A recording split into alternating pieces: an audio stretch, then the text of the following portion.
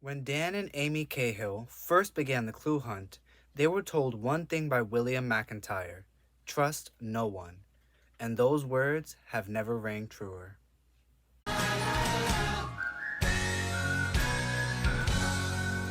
Hi, hello, ¿cómo estás? Welcome to my chan. I am Jan, and here we read books from my childhood and recount their events to you all and share my thoughts. This is an adult channel meant for adult viewers, and without further ado, let's get into the spoiler-filled recap. And then there were six. You sure about that? You sure about that? After bringing the Vespers the Medusa, the Diverger world map, Ulu Beg's astrolabe, and now a salt slab carved with an apology from a Roman centurion, the Cahills' next destination is the USA. Amy and Jake shared a kiss and aren't sure how to feel about it. Dan is still collecting ingredients to complete the Master Serum. Jonah and Hamilton have retreated to a safe house in London after the deaths of Erasmus and Luna Amato.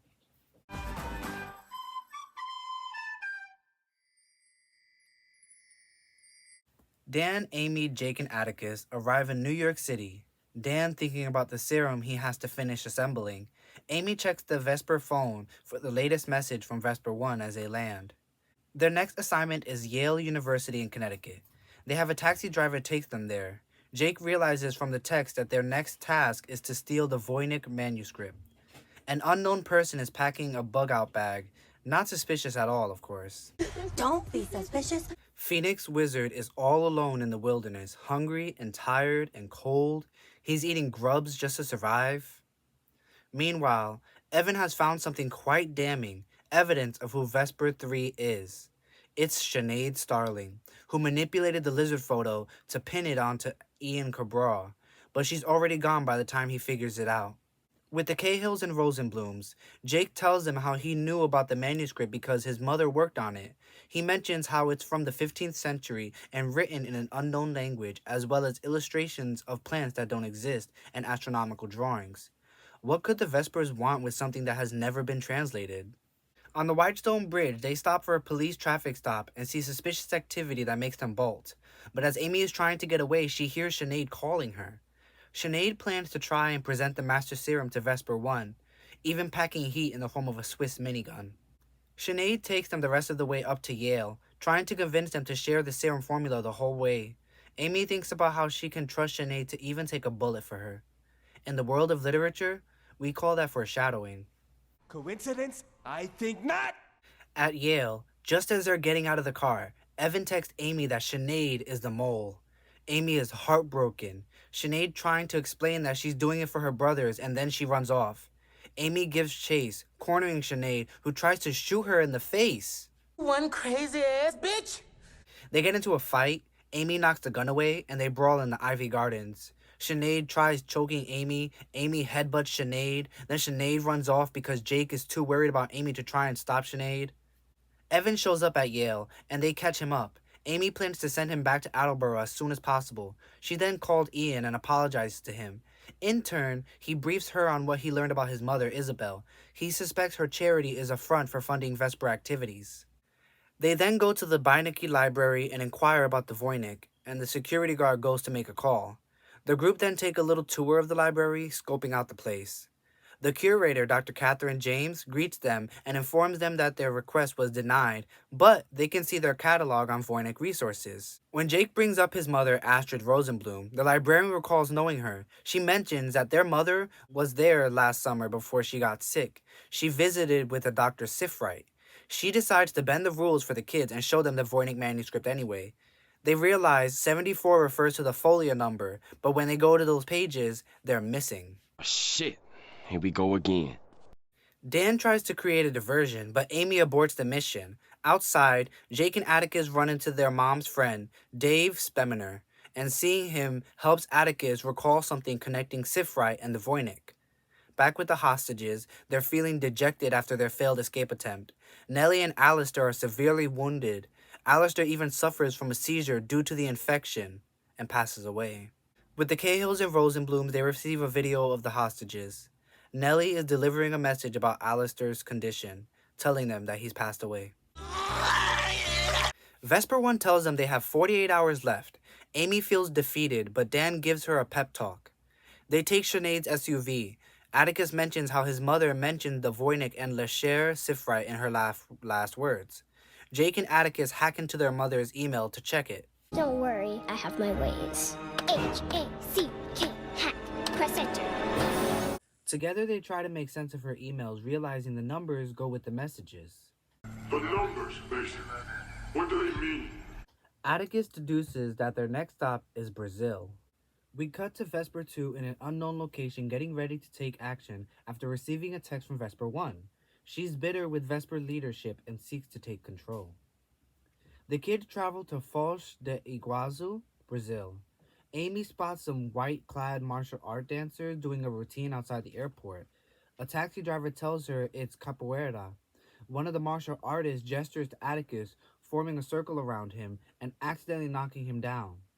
The dancer gives Amy a strange message in Portuguese that she can't make sense of. At Iguazu Falls, they head down to the river's viewing platform. Jake and Amy have a moment together. They begin searching the area for clues afterwards. I think we should split up. When Jake gets the feeling they're being followed, he turns and spots a man aiming a blowpipe at Atticus and runs to tackle him out of the way.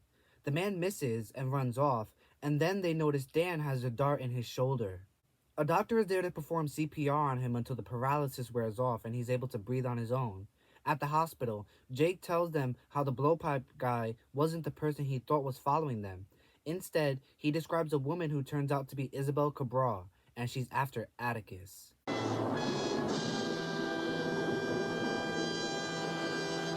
With the hostages defeated and miserable, Ted Starling remembers the voice he heard as of Riley McGrath, someone him and his sister met last summer in the state of Washington. They realize it cannot be a coincidence. Coincidence? I think not! And Nellie starts forming a new plan to contact Amy and Dan.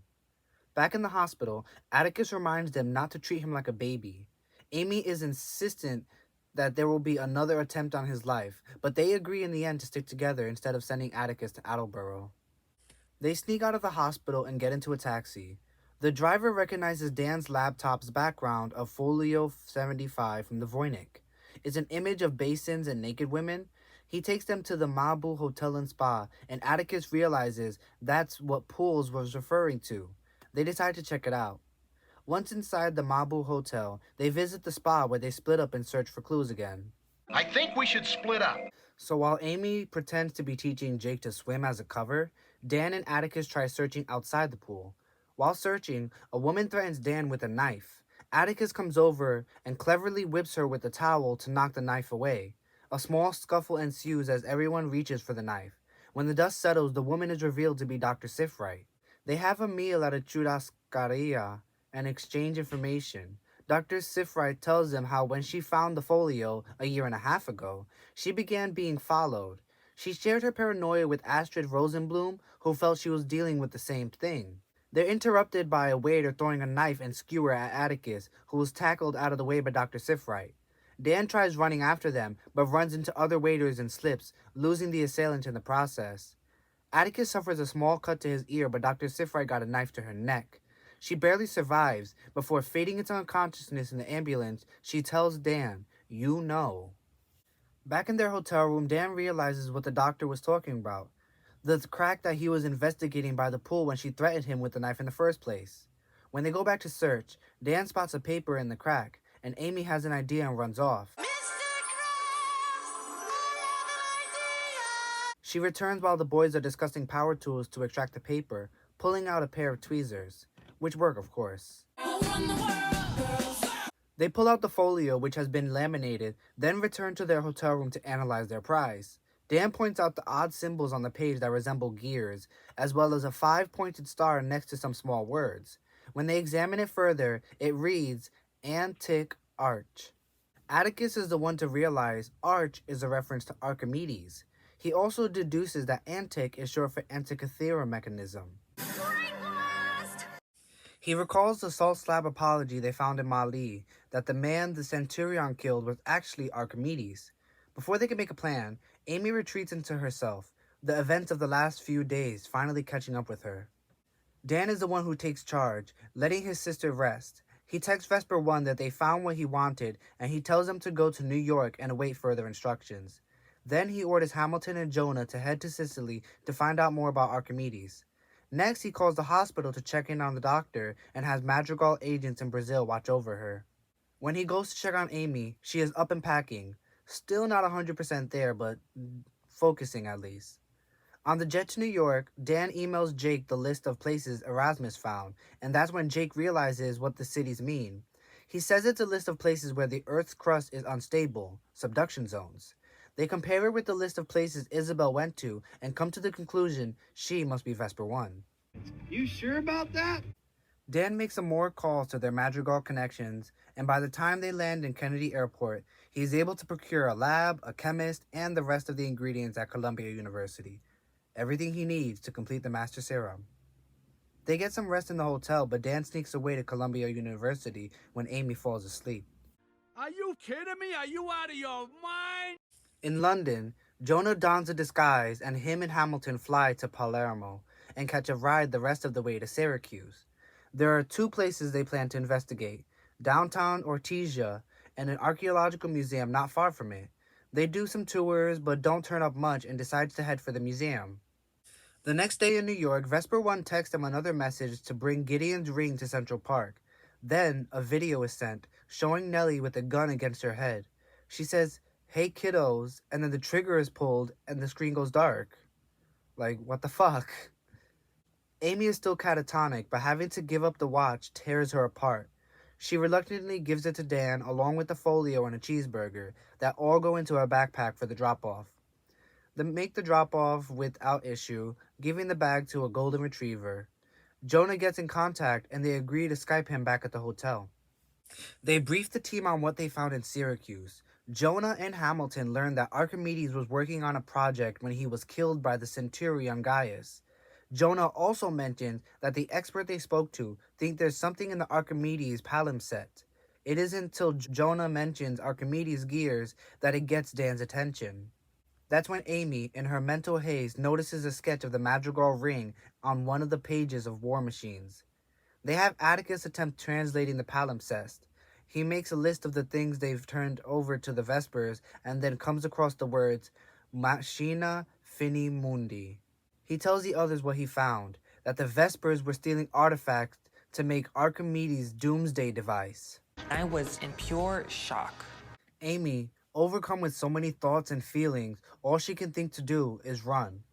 Dan tells Jake and Atticus to get ready to go to Attleboro, and then retreats into the bathroom where he pours himself a glass of the serum and drinks it.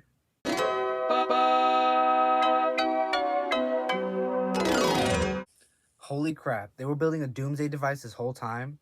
You know, in retrospect that makes sense. Maybe the weird weather was them testing the device. I can't believe Alistair is dead though. I really thought he would make it. And Isabel being Vesper 1, I can't imagine that. She was the main villain for the first series, plus she doesn't seem the type to want to destroy the world. She would rather rule it. Oh man, and poor Dan and Amy. Dan was falling this whole series, and Amy fell so much harder in these last two books. She isn't feeling herself, and Dan has no choice but to take on the role of leader. But this is too much for any child to have to bear. How can they stop the Vespers when they still don't know anything about them, aside from their plans? And even that is a bit questionable because what motive does V1 have? Why a doomsday device aside from the obvious? Only way to find out is to read the finale and report back to you all. Thank you for watching. Hope you enjoyed this recap. Give this video a like, comment your thoughts below, and subscribe if you haven't already. Bye!